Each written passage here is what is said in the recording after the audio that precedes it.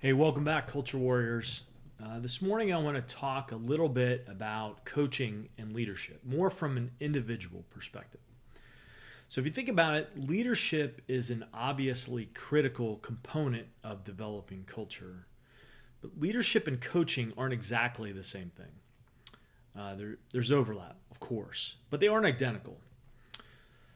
So, to frame it, coaches are rewarded early in their careers for mastering the technical work. So they're good at evaluating film, they're good at developing schemes, they're good at practice design, they're probably helpful tools on the practice field. They've got a valuable voice for the head coach. All that's great. That feedback loop is tight.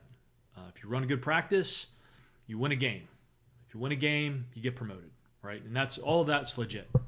Mastery of the craft is a real and necessary foundation for any industry. But coaches, like in most industries, they excel by doing good individual work. Think about the best assistant coaches that you know, or the ones that you've heard of. They probably get hired because they were brilliant at one thing, or maybe multiple things, but kind of they've got a niche capability, whether that's defense or recruiting, or they developed their position group in a good way. That skill got them in the room and got them considered and probably promoted to something of greater responsibility.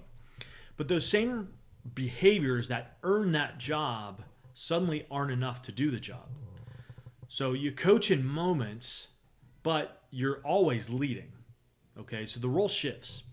Now you're responsible for the people running the schemes, not just the schemes themselves. This includes players, this includes people on the staff. Being a good peer leader is part of this. How do you interact with the support staff? All of those things start to culminate, and those are increased responsibilities. But what most coaches don't get is training for this transition. They're just handed the keys. And that's true in the corporate world as well. You do good individual work, and you're given responsibility for other people, but not given the tools to do that, right? So the assumption is that if you were great at coaching, you'll figure out the leadership part. But that's not really how skill sets work, okay? At some point, a coach becomes responsible for more than those things. They become responsible for both the people and the scheme and the culture, and all those require different skill sets. So the same drive and expertise that made someone excellent as an individual coach can now work against them as a leader. As a coach, that always had the answers from a scheme perspective now need to create space for others to find answers to do their good technical work, and it's different. Okay, so the default response and why it falls short is that coaches who never lead or never learn to lead are left modeling what they've seen. So the other coaches that they've worked for, and in some cases it's one coach, but it might be multiple coaches. It could be I read a lot of books, I listened to a lot of podcasts, things of that nature. But modeling, and I don't want to minimize modeling, right? Modeling is an essential element of leadership development, but it's limited. Because when you get put in position of responsibility, you default back to what worked before, or what worked for you before, which is, well, if I don't have success, I need to improve the scheme. You go back to that individual work. You don't adapt, and you don't learn how to use your own personality style and your own leadership style to make things better. And excuse me, those are coaching fixes for a leadership problem. So when all you have available to you is modeling, you inherit the imperfections of the person or people that you modeled, and you also add in your own.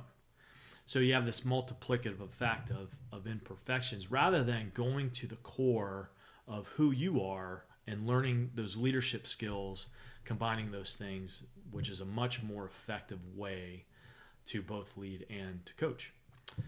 So you think about, maybe to put it in perspective from a player standpoint, the player who only ever learned their technique by watching one coach or one other player, they absorb that skill, but they also absorb those same flaws.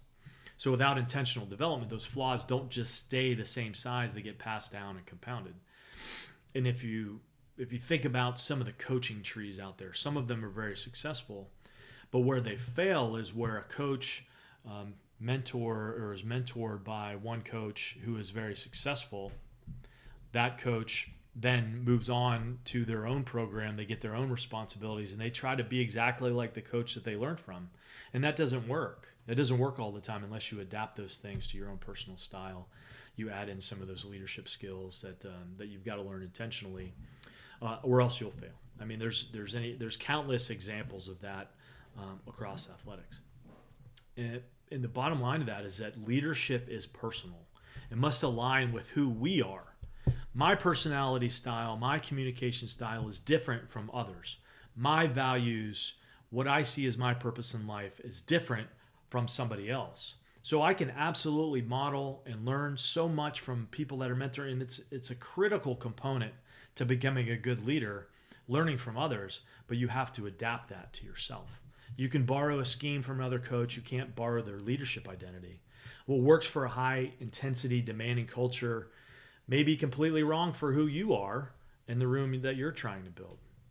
So the question you've got to ask yourself is, how can I, not just how can I coach better, but how can I lead better in the ways that are going to be most effective for me personally, not necessarily what worked for somebody else. I appreciate you being here today. If you'd like to continue this conversation or you want to talk more about how you can lead better, not just coach better, find me at ianpalmerleadership.com. All my contact information is there, and you can sign up for your complimentary 30-minute session with me, and we can talk about your program and where you want to head. In the meantime, as always, culture wins.